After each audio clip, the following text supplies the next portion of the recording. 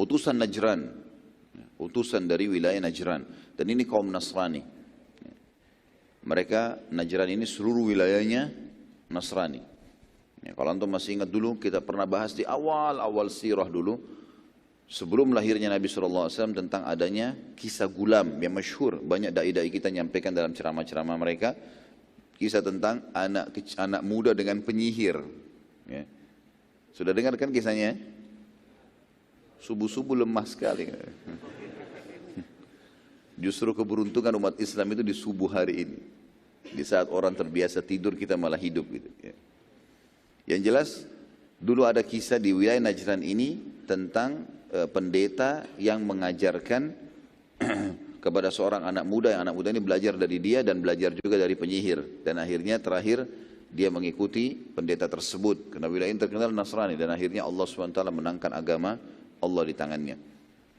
Nabi SAW mengirim surat secara khusus ke wilayah Najran dan penguasanya. Karena mereka Nasrani, mereka sebenarnya tahu orang yang paling dekat memahami Islam pada saat itu orang Nasrani semestinya.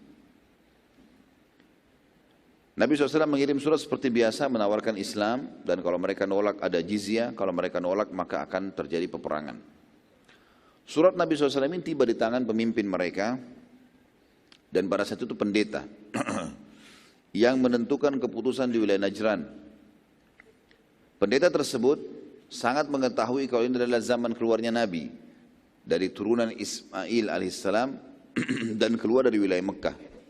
Ini juga sudah kita ceritakan bagaimana kisah Nabi SAW pada saat umur 12 tahun ketemu dengan Bahirah, ya, pendeta yang ada di negeri Syam, dan menyampaikan kepada Abu Talib kalau anakmu ini adalah seorang Nabi yang sudah ditunggu-tunggu oleh ahli kitab. Pada saat itu pendeta ini juga bimbang karena dia tahu betul ini zaman keluarnya Nabi dari turunan Ismail, dan juga belum pernah ada yang mengaku Nabi sebelum dia dari kota Mekah, dari turunan Ismail alaihissalam. Pendeta ini lalu mendatangi Raja Najran yang bernama Syurahbil bin Wuda'ah. Ini Raja Najran pada saat itu, Syurahbil bin Wuda'ah. Ia berkata, sungguh telah tiba selembar surat padaku yang berisikan pengakuan kenabian dari seseorang dari turunan Ismail, dan semua ciri kenabian yang tersebutkan dalam Injil ada padanya. Bagaimana pendapat sang raja ini? Syurahbil ini terkenal di kalangan Arab adalah seseorang yang cerdas, ya, raja yang cerdas. Jadi dia dalam mengatur strategi perang, mengatur pemerintahannya, mengatur rumah tangganya, orang yang sangat rapi dan cerdas sekali dia. Selalu tepat dalam memilih solusi dari permasalahan. Syurahbil menjawab, kalau dalam urusan dunia, maka aku akan beri pendapat. Tetapi urusan agama, engkau lah ahlinya, maka putuskan saja. Engkau beriman, kami ikut semua. Dan ini bukti kecerdasan raja ini. Dia bukan fanatik dengan pendapatnya. Kalau dia tahu urusan dia di bidangnya, maka dia mengatakan baiklah. Kalau bukan di bidangnya, dia angkat tangan. Si pendeta lalu mengumpulkan seluruh penduduk Najran, lalu menyampaikan isi surat Nabi SAW bahwa semua ciri Nabi terakhir yang tersebutkan dalam Injil ada padanya. Bagaimana pendapat kalian? Beriman atau enggak ini? Hampir seluruh wilayah Najran pun menjawab, keputusan di tangan anda, karena anda pemimpin agama kami. Terserah, beriman kami beriman, kami ikut saja.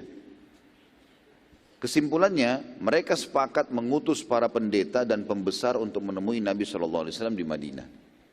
Jadi supaya memastikan lagi kalau Nabi SAW betul Nabi dan mengambil, ya, tata cara untuk masuk Islam.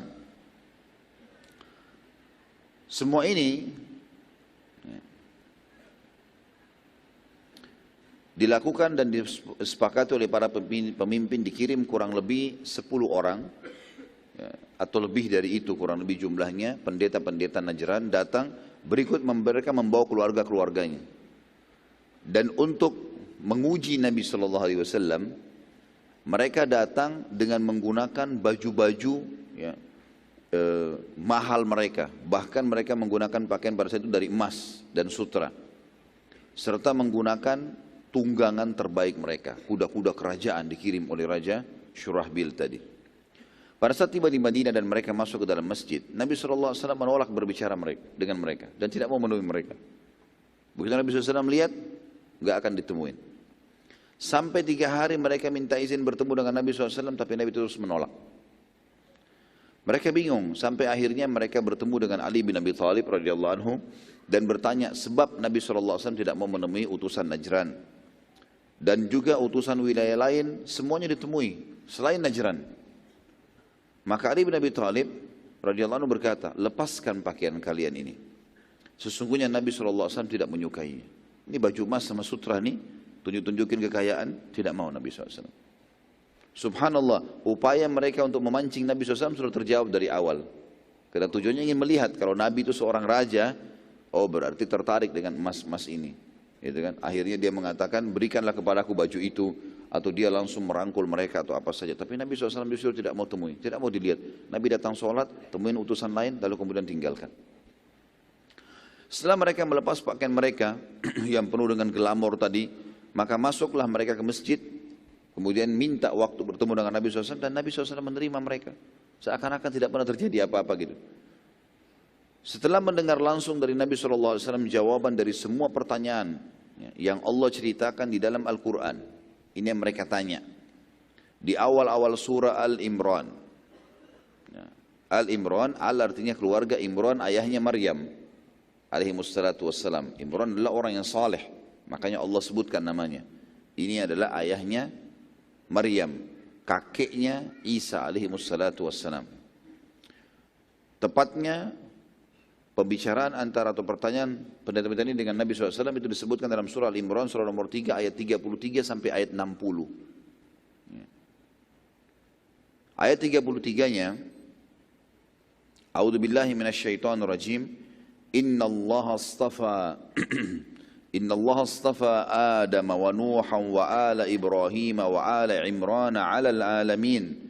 Sesungguhnya Allah telah memilih Adam, Nuh, keluarga Ibrahim dan keluarga Imran melebihi seluruh umat di muka bumi. Ayat 34-nya, dzurriyyatan ba'duha min ba'd wallahu sami'un alim. Satu keturunan atau sebagai satu keturunan yang sebagiannya turunan dari yang lain. Maksudnya turun-temurun. Dan Allah maha mendengar lagi maha mengetahui. Ayat 35-nya. إذ قالت امرأة عمران ربي إني نذرت لك ما في بطني محررا فتقبل مني إنك أنت السميع العليم. Ingatlah ketika istri Imran berkata, ya Tuhanku, ini ibunya Maryam alaihissalam, alaihimussalatu wassalam, sesungguhnya aku menazarkan kepada engkau anak yang ada di dalam kandunganku untuk menjadi hamba yang saleh dan berkhidmat untuk Baitul Maqdis, ya, Palestina. Karena itu terimalah nazar ini dariku, sesungguhnya engkaulah yang maha mendengar lagi maha mengetahui. Ayat 36-nya, falamma wada'atha qalat rabbi inni wada'tuha untha wallahu a'lamu bima wada'at wa laysa dzakaru kal untha wa inni sammaituha Maryam wa inni u'idzuha bika wa dhurriyyataha minasyaitonir rajim. Maka tak kala istri Imran melahirkan anaknya, dia pun berkata, ya Tuhanku, sesungguhnya aku melahirkan seorang anak perempuan dan Allah lebih mengetahui apa yang dilahirkan itu, dan anak laki-laki tidaklah seperti anak perempuan. Sesungguhnya aku telah menamai dia Maryam dan aku mohon perlindungan untuknya serta anak-anak keturunannya kepada pemeliharaan engkau dari syaitan yang terkutuk. Itu di sini ada sebagian yang mengatakan bahwasanya tadinya Imran dan istrinya berharap Allah SWT berikan anak laki-laki. Karena Imran adalah seorang ulamanya Bani Israel pada saat itu. Allah SWT berikan anak perempuan, maka ibunya pun mengatakan, aku menyerahkan urusan ini kepadamu ya Allah. Ayat 37-nya, fataqabbalaha rabbuha biqabulin hasanin wa ambataha nabatan hasana wa kaffalaha Zakaria. Kullama dakhala 'alaiha Zakaria al-mihraba wajada 'indaha rizqa, qala ya Maryamu anna laki hadha? Qalat huwa min 'indillah, innallaha yarzuqu man yasha'u bighairi hisab. Maka Tuhannya menerima nazarnya ibunya Maryam dengan penerimaan yang baik dan mendidiknya dengan pendidikan yang baik. Artinya karena diserahkan Maryam kepada Allah Subhanahu wa taala, dia niatkan seperti itu, maka Allah pun mendidiknya dengan baik dan Allah menjadikan Zakaria sebagai pemeliharanya. Sampai di sini tentu ada riwayat yang menjelaskan kalau Imran pada saat mau meninggal, dia khawatir Maryam tidak ada yang didik. tepat, maka dia pun akhirnya mengajak murid-muridnya untuk supaya dilihat siapa di antara mereka yang paling layak untuk memelihara Maryam. Maka ditemukan waktu itu Zakaria. Zakaria belum jadi nabi. Ya. Ditemukanlah Zakaria. Ya, pada saat itu yang paling layak, dan Zakaria kebetulan istrinya sama istri Imran saudara. Setiap Zakaria waktu sudah dipelihara di bawah naungan Zakaria alaihissalam, setiap Zakaria masuk untuk menemui Maryam di mihrabnya, Maryam alaihissalam dalam rumah terus tidak pernah keluar, selalu berada di situ. Setiap ditemuin, ia mendapati makanan di sisi Maryam. Zakaria lalu berkata, "Hai Maryam, dari mana kau memperoleh makanan ini?" Maka Maryam menjawab, "Makanan itu dari sisi Allah. Sesungguhnya Allah memberi rezeki kepada siapa yang dikehendakinya tanpa hisab." Jadi Maryam alaihissalam karena solehanya sampai Allah subhanahu wa ta'ala menurunkan makanan untuknya dari langit di mihrab tempat sholatnya di kamarnya. Ayat 38-nya, "Hunalika da'a Zakaria rabbah, qala rabbi habli min ladunka dzurriyyatan thayyibah innaka sami'ud du'a." Disitulah atau pada saat itulah Zakaria mulai berdoa kepada Tuhannya seraya berkata, "Ya Tuhanku, berilah aku dari sisi Engkau seorang anak yang baik, sesungguhnya Engkau Maha pendengar doa." Karena Zakaria alaihissalam pada saat itu sudah lama menikah dan tidak memiliki anak. Istrinya mandul. Diceritakan juga di awal 10 ayat pertama surah Maryam. Ayat 39-nya, فنادته الملائكة وهو قائم يصلي في المحراب أن الله يبشرك بيحيى مصدقا بكلمة من الله وسيدا وحصورا ونبيا من الصالحين. Kemudian Jibril pun datang memanggil Zakaria sedang ia tengah berdiri melakukan sholat di mihrabnya. Sesungguhnya Allah menggembirakan atau menyampaikan berita gembira kepadamu dengan kelahiran seorang putra untukmu yang bernama Yahya, yang akan membenarkan kalimat, ya maksudnya membenarkan kalimat adalah kedatangan Nabi, ya, setelah itu yang bernama Isa. Dia akan membenarkan ini, dia akan beriman si Yahya yang datang dari Allah, menjadi panutan, menahan diri dari hawa nafsu dan seorang Nabi termasuk keturunan orang-orang saleh. Ayat 40-nya, "Qala rabbi anna yakunu li gulamu wa qad balagani al-kibar wa imra'ati akhir, qala kadzalika Allah yaf'alu ma yasha." Zakaria lalu berkata, "Ya Tuhanku, bagaimana aku bisa mendapatkan anak sedangkan aku sudah sangat tua dan istriku pun mandul?" Allah pun berfirman, demikianlah Allah berbuat apa yang dikehendakinya. Ayat 41-nya, "Qala rabbi ij'al li ayah, qala ayatuka alla tukalliman nasa thalathata ayyamin illa ramza wadhkur rabbaka katsiran wasabbih bil 'ashyi wal ibkar." Maka berkatalah Zakaria pada saat itu, "Berilah aku tanda bahwasanya istriku telah mengandung ya Allah." Allah berfirman, "Tanda bagimu adalah kamu tidak dapat berkata-kata dengan manusia selama 3 hari, kecuali dengan isyarat saja, dan sebutlah nama Tuhanmu sebanyak-banyaknya, serta bertasbih dari waktu pagi dan petang." Artinya, Zakaria alaihissalam minta, "Ya Allah, kalau istriku hamil," karena waktu itu Zakaria umurnya tua sekali. Ya. Pada saat hamil ini umurnya Zakaria 100 tahun dalam beberapa athar disebutkan, dan istrinya 90 tahun. Maka Zakaria penasaran, ingin lihat, sebelum istriku perutnya besar, aku sudah tahu kalau dia hamil ya Allah. Maka Allah mengatakan tanda-tandanya pada saat istrimu hamil adalah kau tidak bisa, tiba-tiba suaramu hilang, nggak bisa ngomong sama orang. Ya, dalam 3 hari hilang suara sama sekali, dan kau hanya bisa memberikan isyarat. Kecuali suara Zakaria alaihissalam keluar kalau bertasbih dan berzikir kepada Allah Subhanahu wa taala. Ayat 42. "Wa idh qalatil malaikatu ya Maryamu innallaha astafaki wa tahharaki wastafaki ala nisa'il alamin." Sekarang kita pindah ke kisah Maryam, dan ingatlah ketika malaikat Jibril berkata, "Hai Maryam, sungguhnya Allah telah memilih kamu, mensucikan kamu dan melebihkan kamu atas segala wanita di dunia ini yang semasa dengan kamu." Tentu ini juga pelajaran teman-teman sekalian, laki-laki dan perempuan tetap bisa mulia di sisi Allah Subhanahu wa taala, ya. Walaupun memang semua nabi-nabi dari kalangan laki-laki, tetapi bukan berarti wanita tidak diberikan posisi yang tinggi di sisi Allah SWT. Keberadaan Isa alaihissalam justru karena kesolehannya ibunya Maryam alaihissalatu wassalam. Ayat 43-nya, "Ya Maryam uqnuti li rabbiki wasjudi warka'i ma'ar raki'in." Hai Maryam, taatlah kepada Tuhanmu, sujud dan ruku'lah bersama orang-orang yang ruku'. Artinya, sebagian ulama tafsir bilang, salatlah berjamaah.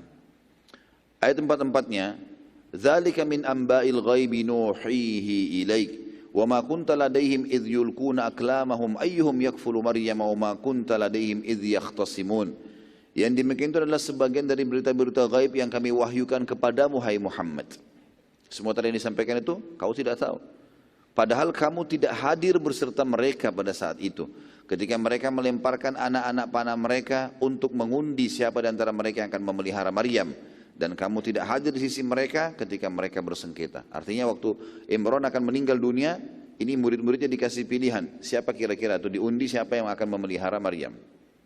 Ayat 45-nya, "Idz qalatil malaikatu ya Maryamu innallaha yubashshiruki bikalimatin minhu ismuhu Masihu Isa ibn Maryam." إذ قالت الملائكة يا مريم إن الله يبشرك بكلمة منه اسمه المسيح عيسى بن مريم وجيها في الدنيا والآخرة ومن المقربين. Ingatlah ketika malaikat berkata, hai Maryam, sesungguhnya Allah menggembirakan kamu atau menyampaikan berita gembira kepadamu tentang kelahiran seorang putra yang diciptakan dengan kalimat. Maksudnya membenarkan ya, kedatangan seorang nabi yang diciptakan ya, pada saat itu, maksudnya membenarkan risalah nabi-nabi sebelumnya dan Nabi Muhammad SAW setelahnya. Yang datang dari sisi Allah, namanya Al-Masih Isa putra Maryam, seorang terkemuka di dunia dan juga di akhirat dan termasuk orang yang dekat dengan Allah. Ayat 46-nya. Wa yukallimun nasa fil mahdi wa kahlan wa minas salihin, dan dia bisa berbicara dengan manusia dalam buayan. Ya, dia bisa bicara sementara dia baik kepada manusia dan ketika sudah dewasa juga dia bisa menerangkan dengan agama Allah dan dia termasuk orang-orang saleh. Ayat 47. Qalat rabbi anna yakunu li waladun wa lam yamsasni bashar. Qala kadzalika yakhluqu ma yasha. Qala kadzalika yakhluqu ma yasha. Idza qada amran fa inna ma yaqul lahu kun fayakun. Maryam berkata, ya Tuhanku, betapa mungkin aku mempunyai anak? Bagaimana bisa? Padahal aku belum pernah disentuh oleh seorang laki-laki pun.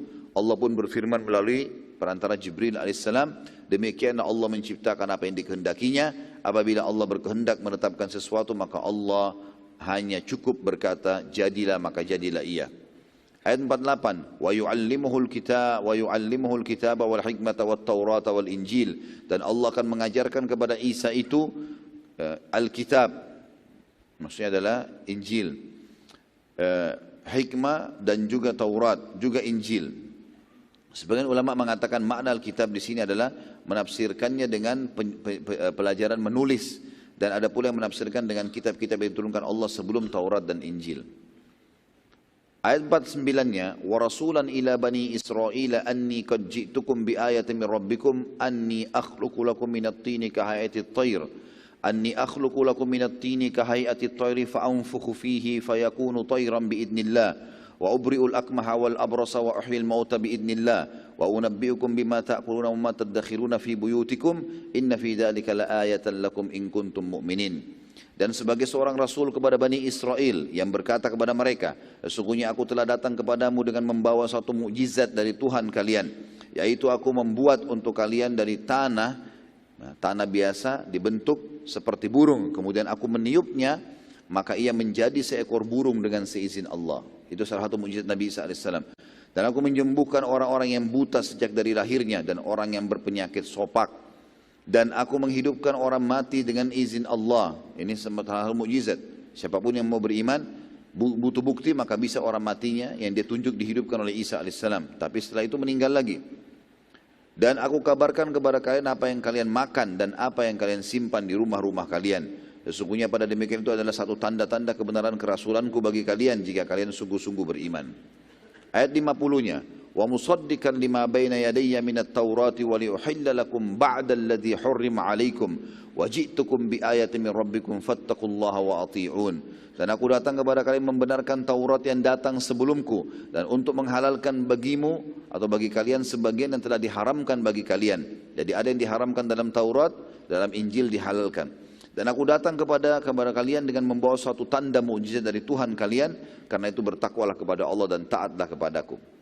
Ayat 51-nya, innallaha rabbi wa rabbukum fa'budu hadza siratun mustaqim. Jadi ini semua nanti kita akan rincikan bagaimana dialog Nabi SAW terjadi dengan orang-orang Najran.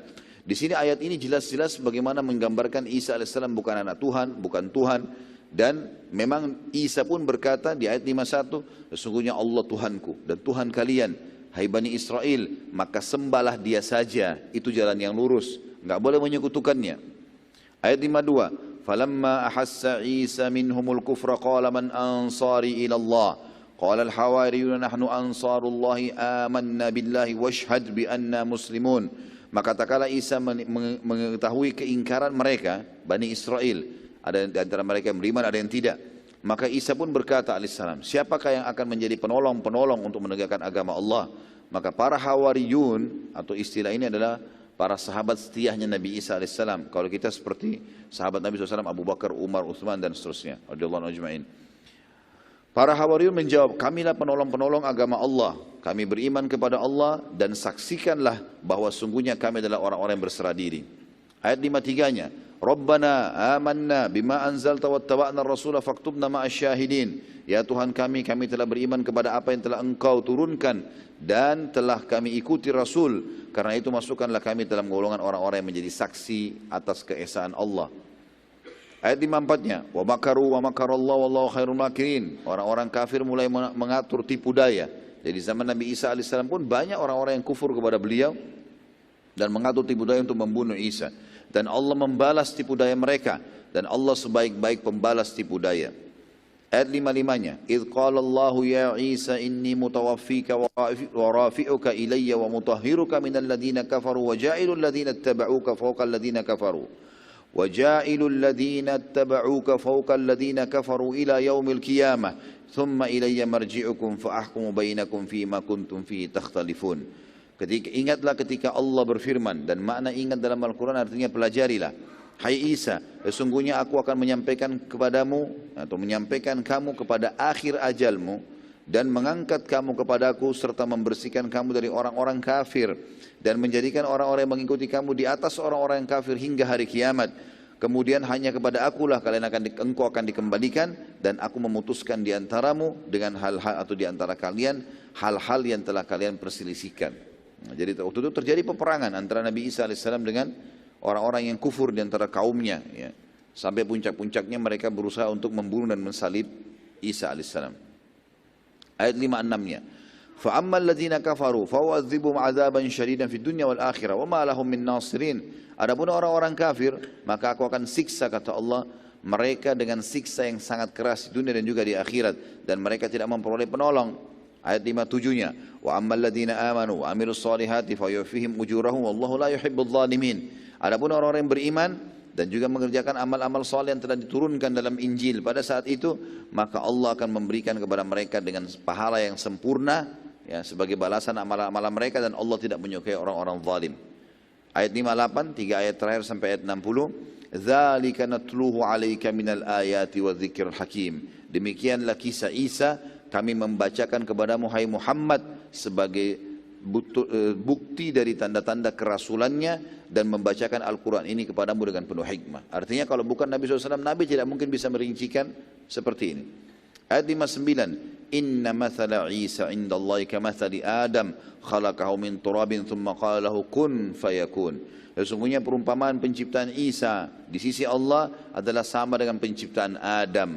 Allah menciptakan Adam dari tanah, kemudian Allah berfirman kepadanya, jadilah seorang manusia, maka jadilah dia. Ayat 60-nya, al-haqqu min rabbika fala takum minal mumtarin. Apa yang telah kami ceritakan kepadamu hai Muhammad ini adalah benar, yang datang dari Tuhanmu, karena itu janganlah kamu termasuk orang-orang yang ragu-ragu. Allah Subhanahu wa taala menjelaskan panjang lebar pembicaraan Nabi SAW dengan para pemuka dan pendeta wilayah Najran. Dan ayat-ayat di atas menggambarkan tentang dakwah Nabi SAW kepada mereka. Karena mereka datang, lalu mereka menanyakan tentang Isa alaihissalam dalam Islam. Maka Allah pun menurunkan tadi ayat-ayat tersebut, menceritakan tentang bagaimana kisah pertama ibunya Maryam, sampai akhirnya menyerahkan Maryam kepada Allah, lalu kemudian dididik oleh Zakaria, lalu kemudian Maryam didatangi oleh Jibril alaihissalam, lalu kemudian hamillah tanpa suami, sampai akhirnya Allah menjelaskan di penutup berupa ayatnya tadi, kalau perumpamaan Isa sama dengan Adam di sisi Allah, ya, dua-duanya diciptakan dari tanah dan dikatakan jadi, maka jadilah dia, tidak melalui proses biologis, ya. Karena orang-orang Nasrani pun sempat bingung dan mengatakan, sebagian mereka mengatakan kalau Maryam punya suami, ya, entah dinamakan Yusuf, dinamakan nama, pokoknya nama-nama banyak diberikan, itu adalah dianggap suaminya Maryam sehingga lahirlah Isa alaihissalam. Dan ini tidak benar. Makanya Allah SWT menekankan di ayat terakhir tadi, ini benar dari informasi dari Tuhanmu, maka jangan kamu ragu-ragu. Yang lain daripada ini sudah tidak benar. Allah juga melanjutkan lagi beberapa ayat. Setelah itu turun juga firman Allah, lanjutannya ayat 62 sampai 74. Ya. Yang bunyinya, A'udzubillahi minasyaitonirrajim, inna hadza lahuwal qasasul haqq, wa ma min ilahin illallah, wa innallaha lahuwal azizul hakim. Sesungguhnya ini adalah kisah yang benar tentang Isa dan ibunya alaihi wassalatu wassalam. Dan tidak ada Tuhan yang berhak disembah selain Allah. Enggak ada sekutu bersamanya. Allah tidak punya anak, tidak beranak, tidak diperanakan. Dan sesungguhnya Allah, dialah yang maha perkasa lagi maha bijaksana. Ayat 63. Fa in tawallaw fa innallaha alimun bil mufsidin. Andai saja orang-orang Najran itu mereka berpaling setelah engkau jelaskan kebenaran ini hai Muhammad, maka sesungguhnya Allah mengetahui orang-orang yang berbuat kerusakan. Ayat 64-nya. Qul ya ahlal kitabi ta'alau ila kalimatin sawa'in bainana wa bainakum alla na'budu illallah wa la nusyrika bihi syai'an wa la yattakhidha ba'duna ba'dan arbaban min dunillah fa in tawallaw faqulu ashhadu bi anna muslimun. Katakan kepada mereka, hai Muhammad utusan Najran yang datang, hai ahli kitab, marilah berpegang kepada suatu kalimat ketetapan yang tidak ada perselisihan antara kami dengan kalian, yaitu kita menyembah bahwa kita tidak sembah kecuali Allah dan kita tidak mempersekutukan Dia dengan sesuatu apapun, dan tidak pula sebagian kita menjadikan sebagian yang lain sebagai Tuhan selain Allah. Jika mereka berpaling setelah engkau sampaikan ini hai Muhammad, maka katakan kepada mereka, saksikanlah bahwa kami adalah orang-orang yang berserah diri kepada Allah. Ayat 65-nya, ya ahlal kitabi lima tuhajjuna fi Ibrahim wa ma unzilatit Tauratu wal Injilu illa min ba'di afala taqilun. Hai ahli kitab, mengapa kalian membantah tentang hal Ibrahim? Ya. Jadi orang-orang Yahudi dan Nasrani ini ribut satu sama yang lain, masing-masing menganggap Ibrahim alaihissalam dari golongannya. Yahudi bilang Ibrahim golongan kami, Nasrani mengatakan Ibrahim golongan kami. Allah mengatakan, hai ahli kitab, mengapa kalian saling membantah tentang hal Ibrahim? Padahal Taurat dan Injil tidak diturunkan melainkan sesudah Ibrahim. Apakah kalian tidak berpikir? Tidak ada hubungannya Ibrahim AS dengan Taurat dan Injil ini. Ayat selanjutnya 66, ha antum haulai hajajtum fima lakum bihi ilmun falima tuhajjuna fima laysa lakum bihi ilm wallahu ya'lamu wa antum la ta'lamun. Beginilah kamu, ya, sewajarnya bantah-membantah, atau beginilah kalian selalu bantah-membantah tentang hal yang kalian ketahui. Maka mengapa kalian bantah-membantah dengan hal yang tidak kalian ketahui? Allah mengetahui sedangkan kalian tidak mengetahuinya. Tentang Ibrahim AS. Ayat 67-nya, maka na Ibrahimu Yahudiyan wala Nasraniyan walakin kana hanifan muslim wa ma kana minal musyrikin. Ketahuilah Ibrahim bukan seorang Yahudi, bukan juga seorang Nasrani, akan tetapi dia adalah seorang yang lurus, lagi berserah diri kepada Allah, maksudnya orang yang bertauhid. Dan sekali-kali bukanlah dia termasuk golongan orang-orang musyrik. Ya. Yahudi Nasrani pun membahasakan agama Ibrahim agama Hanif, agama yang lurus. Ayat 68, Inna awlan nasi bi Ibrahim lalladzina ittaba'uhu wa hadha an-nabiy walladzina amanu wallahu waliyul mu'minin. Sesungguhnya orang-orang yang paling dekat kepada Ibrahim adalah orang-orang yang mengikutinya, pengikut Nabi Ibrahim AS. Dan Nabi ini, maksudnya Muhammad SAW, beserta orang-orang yang beriman kepada Muhammad SAW. Kita semua ini umatnya. Dan Allah adalah pelindung orang-orang yang beriman. Ayat 69. Waddat ta'ifatun min ahli kitabi la yudillunakum wa ma yudilluna illa anfusahum ma yash'urun. Segolongan dari ahli kitab ingin menyesatkan kamu, padahal mereka sebenarnya tidak menyesatkan melainkan diri mereka sendiri, dan mereka tidak menyadari itu. Ayat 70. Ya ahlal kitabi lima takfuruna bi ayatillahi wa antum tashhadun. Hai ahli kitab, mengapa kalian mengingkari ayat-ayat Allah, Al-Quran maksudnya? Kenapa kalian ingkari ini? Padahal kalian mengetahui kebenarannya. Ayat 71. Ya ahlal kitab, lima talbisuna al-haqqa bil batil wa taqtumul haqqa wa antum ta'lamun. Hai ahli kitab, mengapa kalian mencampur adukan hak dengan yang batil? Ya. Maksudnya kalian menutup-nutupi apa yang disebutkan dalam Taurat dan Injil tentang kebenaran Al-Quran, dan menyembunyikan kebenaran padahal kalian mengetahui itu. Ayat 72-nya, wa qalat ta'ifatun min ahli kitabi aminu billadzi unzila 'alal ladzina amanu wajhan nahari wakfuru akhirahu la'allahum yarji'un. Segolongan lain dari ahli kitab, maksudnya orang-orang Yahudi di Madinah ada, mereka berkata satu sama yang lain, perlihatkanlah seolah-olah kalian beriman kepada apa yang diturunkan kepada orang-orang beriman itu, maksudnya sahabat-sahabat Rasulullah SAW. Pada permulaan siang, kalau ketemu pagi hari pura-pura beriman, dan ingkari di malam harinya, supaya mereka orang-orang mukmin itu kembali murtad, jadi kacaukan agama mereka. Ayat 73, dan ini dua ayat yang terakhir sampai 74 ya, yang kita saksi bahasankan. Wala tu'minu illa liman tabi'a dinakum qul innal huda hudallahi an yu'ta ahadun mithla ma utitum aw yuhajjukum 'inda rabbikum qul innal fadla biyadillahi yu'tihi man yasha'u wallahu wasi'un 'alim. Dan janganlah kalian percaya melainkan orang yang mengikuti agama kalian. Mereka berkata itu orang-orang Yahudi dan Nasrani. Katakanlah sesungguhnya petunjuk yang harus diikuti adalah petunjuk Allah. Dan janganlah kalian percaya bahwa akan diberikan kepada seseorang seperti apa yang diberikan kepadamu. Dan jangan pula kamu percaya bahwa mereka akan mengalahkan hujahmu di sisi Tuhanmu. Katakanlah sesungguhnya karunia Allah itu di tangan Allah. Allah memberikan kepada karunia-Nya kepada siapapun yang dikehendakinya. Dan Allah maha luas karunia lagi maha mengetahui. Artinya kalian ahli kitab harus lebih tahu bahwasanya ini kebenaran. Kenapa harus ditolak? Ayat 74 dan terakhir di sini adalah yakhtassu bi rahmatihi man yasha wallahu dzul fadlil azim. Allah menentukan rahmatnya atau kenabian kepada siapa yang Dia kehendaki dan Allah mempunyai karunia yang besar. Selama 3 hari Nabi SAW mendakwai utusan Najran. Terus berargumentasi dengan mereka, menjelaskan kalau Isa bukan anak Tuhan. Dan ini ayat-ayat Al-Quran. Dibacakanlah surah tadi yang sudah kita bacakan. Ini loh dalilnya, ini keyakinan kami dan ini benar. Dan kalian tahu Isa bukan anak Tuhan. Terus saja mendakwai mereka dan mereka masih saja merasa ragu dan bimbang. Pertimbangan mereka banyak sekali. Ya. Apakah ini benar, apakah ini salah. Terus saja, padahal mereka pendeta. Dan kebenaran sudah depan mata. Maka Nabi SAW setelah 3 hari tersebut menantang mereka untuk bermubahala. Keluarlah hukum mubahala di situ. Dan mubahala ialah masing-masing pihak mendatangkan keluarganya lalu berdoa kepada Allah dengan serius ya, agar diturunkan laknat kepada orang-orang yang menolak kebenaran. Dan ini mubahala ini terjadi antara kaum muslimin sebagaimana sunnah Nabi SAW dengan ahli kitab. Ya. Dan Allah menjelaskan masalah mubahala ini, turun juga ayat pada saat itu, satu ayat dalam surah Al-Imran ayat 61. Jadi tadi kita jelaskan ayat Al-Imran panjang lebar sampai 74, sempat kita melangkahi satu ayat 61. Ayat 61 ini memang turun setelah itu, setelah ayat 74. Ya, karena mereka menolak sudah dakwah tentang Islam, bagaimana keyakinan yang benar tentang Isa alaihissalam dan ibunya, mereka menolak semua itu, termasuk disinggungnya oleh Allah SWT orang-orang Yahudi juga yang ikut-ikutan. Maka Allah menjelaskan agar Nabi SAW bermubahalah. Nabi disuruh bawa keluarganya Nabi SAW, nanti kita tahu riwayatnya. Nabi membawa ya Fatimah, Hasan dan Husain.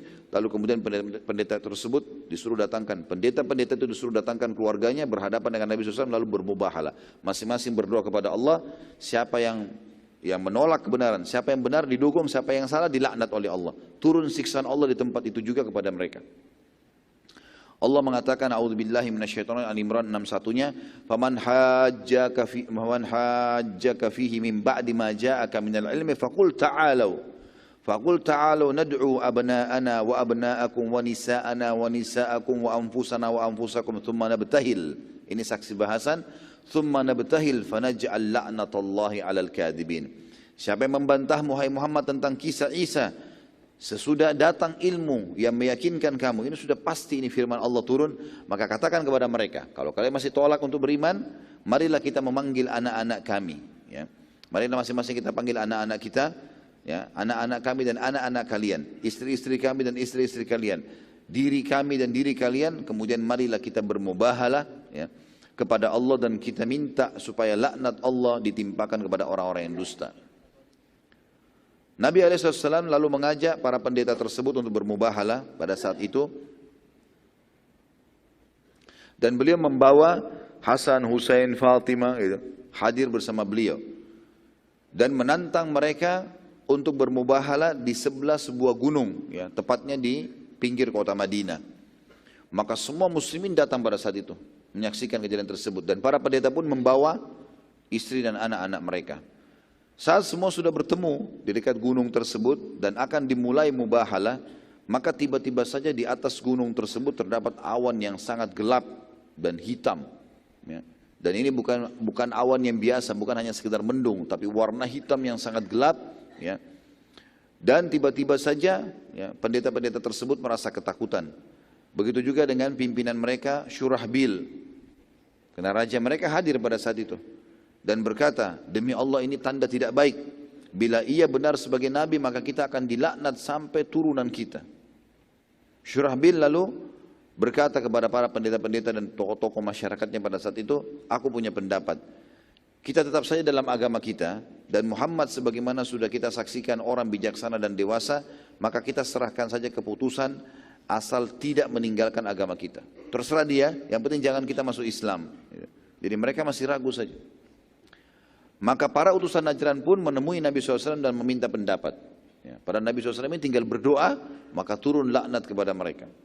Nabi SAW berkata, aku khawatir bila aku beri keputusan, lalu kalian menolak, maka akan terjadi murka Allah. Syurahbil berkata, aku raja dan mereka tidak akan menolak keputusanku. Apapun keputusanmu sekarang, ya asal jangan masuk Islam saja. Kami setuju, seperti itu. Maka Nabi SAW berkata, bila kalian tetap menolak Islam, maka kalian wajib membayar jizyah, bayar upeti.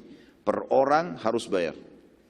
Dan itu nanti disepakati setelah kasus ini. Kalau memang setuju jizyah, maka Nabi SAW akan tentukan per orang, per kepala bayar sekian dan seterusnya. Itu tergantung keputusan pemimpin setempat. Nabi SAW lalu berkata, bila kalian tetap menolak Islam, maka kalian akan bayar jizyah. Maka Syurahbil pun pulang dan berkata kepada para pendeta, kita akan membayar jizyah. Dan tidak mungkin kita menolak ini lagi, karena kalau tidak terjadi peperangan. Maka seluruh utusan Najran pun setuju dengan keputusan ini. Dengan keputusannya maka seluruh wilayah Najran akhirnya menjadi wilayah kekuasaan muslimin. Hanya saja mereka masih dalam keadaan Nasrani. Dan pada saat itu berjalan jizyah ya, dari penduduk Najran ya, di masa hidup Nabi alaihi salatu wassalam.